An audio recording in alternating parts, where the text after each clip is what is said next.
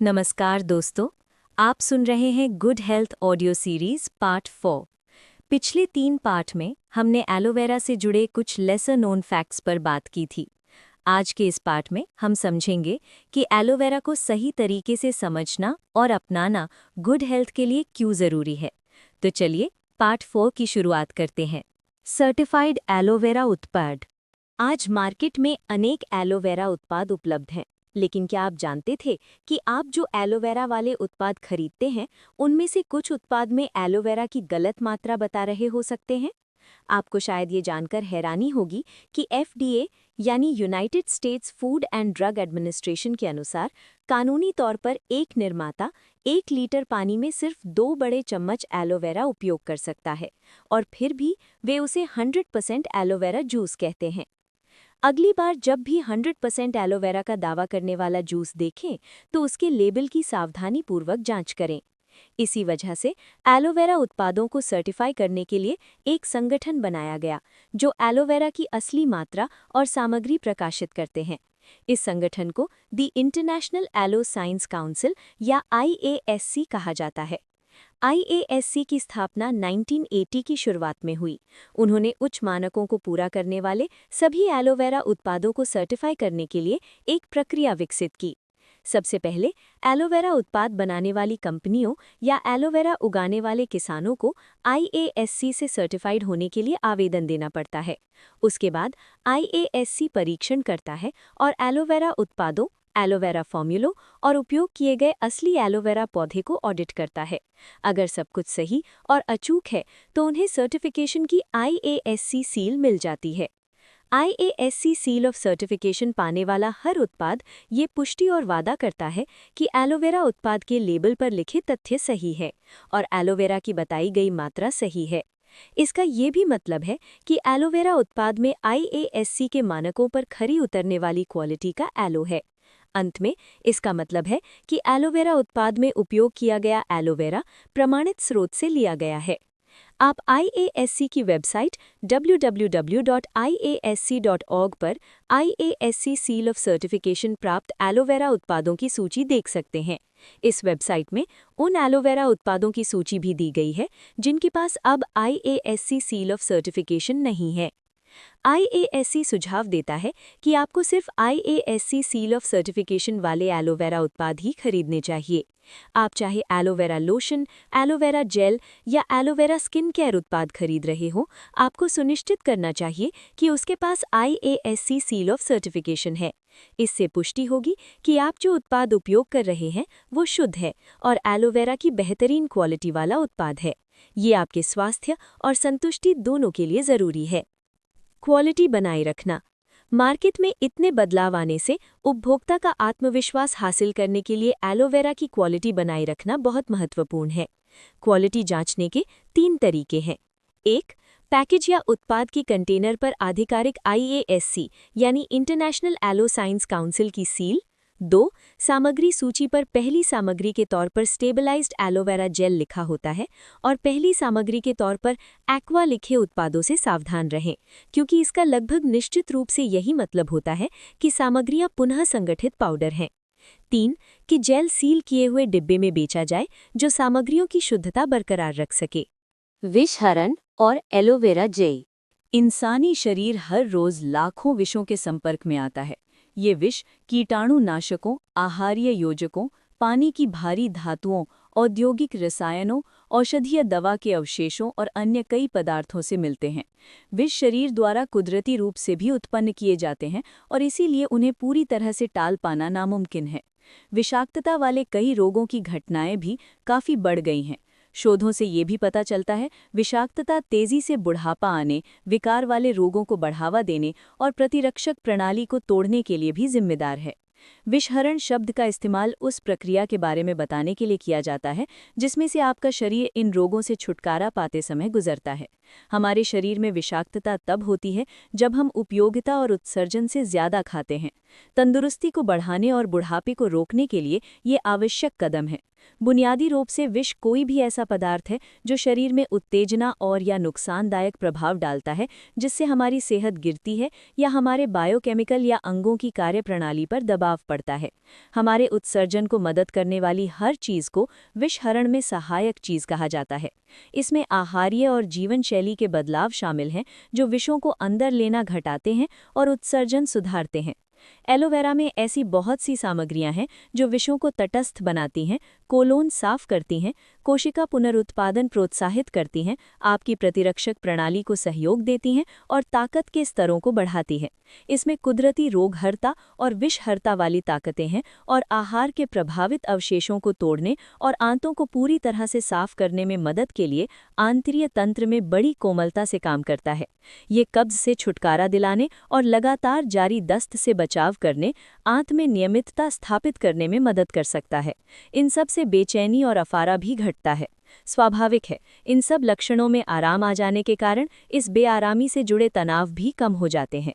कुदरती औषधीय तथ्यों का ये मानना है कि शरीर अपनी पूरी ताकत खुद की आंतरिक सफाई, खुद की मरम्मत और सकारात्मक सेहत की दिशा में लगाता रहता है। इस तथ्य से पता चलता है कि गंभीर रोग भी शरीर के खुद को ठीक करने की दिशा में ही कदम है। रोग या गिरी हुई सेहत को असली कारण दूर हटाकर और शरीर की सामान्य जीवनशीलता को बढ़ाकर ही सुधारा जा सकता है, ताकि सेहत बनाए रखने की उसकी कुदरती और आनुवांशिक क्षमता हावी हो सके। कुदरती औषधीय फिलॉसफी ये भी बताती है कि बार बार होने वाले दीर्घस्थायी रोग ठीक करने के गलत प्रयासों या शरीर द्वारा खुद को साफ करने की शारीरिक कोशिशों को दबाने की कोशिश के परिणाम स्वरूप होते हैं। हेनरी लिंडाल्ह, नेचुरल थेरेप्यूटिक्स की फिलॉसफी। शरीर बहुत अच्छी तरह संरक्षित है, सिर्फ जब बचाव दल कमज़ोर होता है तभी नुकसानदायक बैक्टीरिया फ़ायदा उठा सकते हैं।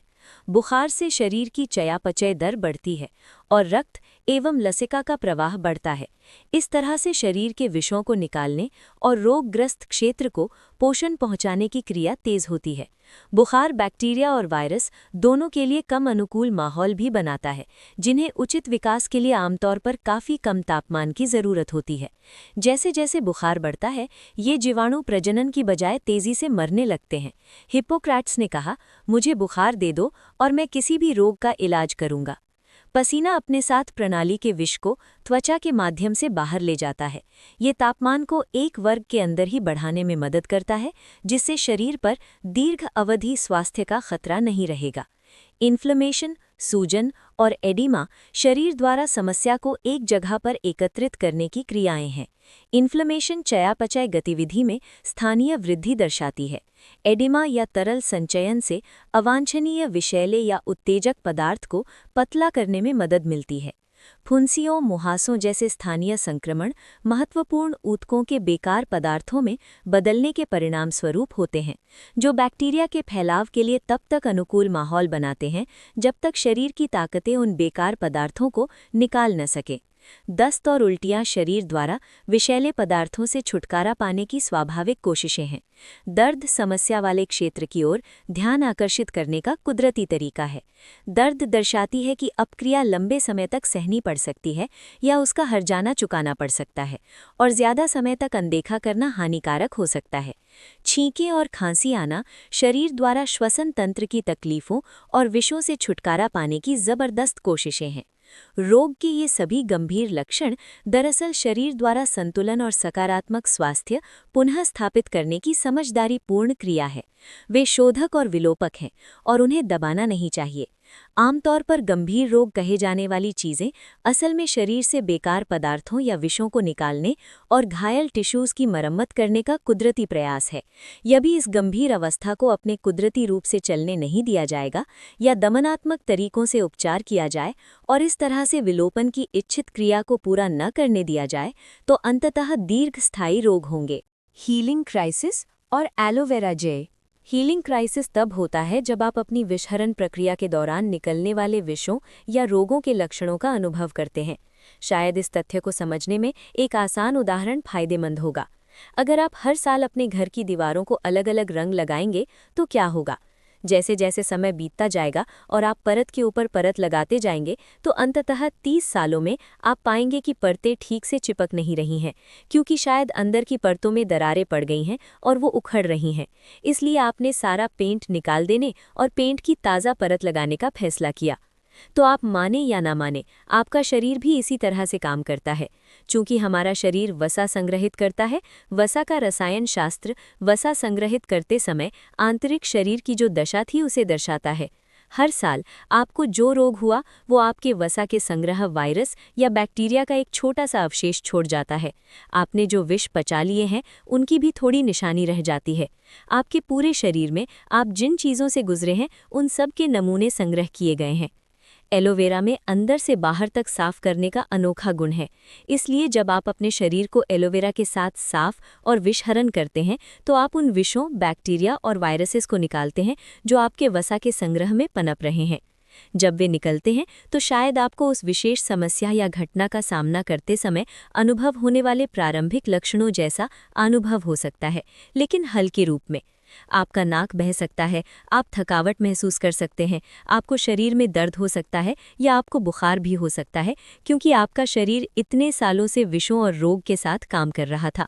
बल्कि आपको अनुभव होने वाले लक्षण पहले अनुभव होने वाले लक्षणों के विपरीत क्रम में होने की संभावना हो सकती है। हाल ही के सालों में आपके शरीर के संपर्क आने वाले विष अपना असर सबसे पहले दिखाएंगे और उसके बाद जीवन में पहले घटी हुई चीज़ें अपना असर दिखाएंगी। इसे हीलिंग क्राइसिस कहा जाता है। ठीक होने की प्रक्रिया के दौरान आपको कुछ बेआरामी हो सकती है और आप किसी चीज़ की चपेट में आने जैसा महसूस कर सकते हैं।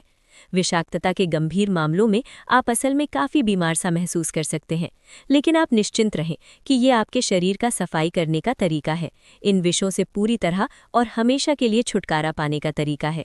यदि सफाई के दौरान आप बीमार सा महसूस करते हैं तो संभावना है कि ये वसा के संग्रह में से आपके शरीर में छोड़े जाने वाले विषों, बैक्टीरिया और वायरसेस के कारण हो। हीलिंग क्राइसिस के बारे में लोगों के मन में सबसे बड़ी गलतफहमी ये मानना है कि उन्हें किसी छिपे हुए संक्रमण ने धर दबोचा है या मुहासे जैसी कोई तकलीफ जिसके बारे में वे सोचते थे कि उन्होंने काफ़ी समय पहले ही छुटकारा पा लिया था, वो फिर से लौट आई है। लेकिन हीलिंग क्राइसिस के साथ ये लक्षण इस बात का संकेत है कि आपका शरीर रोग या बीमारी के प्राथमिक कारणों की रचना करने वाले विषों या पदार्थों के अंतिम अवशिष्टों को अंततः खुद ही मिटा रहा है। इन लक्षणों से छुटकारा पाने का सबसे अच्छा तरीका है खूब सारा पानी पीना और एलोवेरा की नियमित खुराक जारी रखना। हीलिंग क्राइसिस के दौरान ज़्यादा खाने से बचें और आसानी से पचने वाले हल्के आहार ही लें। आज की इस पाठ में हमने एलोवेरा को एक ट्रेंड नहीं बल्कि गुड हेल्थ की समझ के रूप में देखा।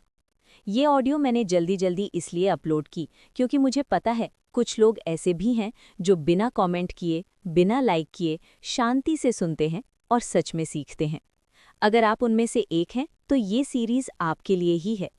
अगर ये ऑडियो आपके लिए यूज़फुल रही हो तो एक लाइक मेरे लिए फीडबैक की तरह होगा। और अगर आप चाहते हैं कि गुड हेल्थ ऑडियो सीरीज़ आगे भी इसी क्लैरिटी के साथ कंटिन्यू रहे तो कमेंट में पार्ट 5 लिख दीजिए। आप चाहें तो इस ऑडियो को अपने क्लोज सर्कल या टीम के साथ शेयर भी कर सकते हैं ताकि सही हेल्थ नॉलेज धीरे धीरे आगे बढ़ती रहे। ऐसे ही सिंपल, जेन्युइन और रिस्पॉन्सिबल हेल्थ कंटेंट के लिए चैनल को सब्सक्राइब करना ना भूलें। आज के लिए बस इतना ही। Stay healthy, stay aware.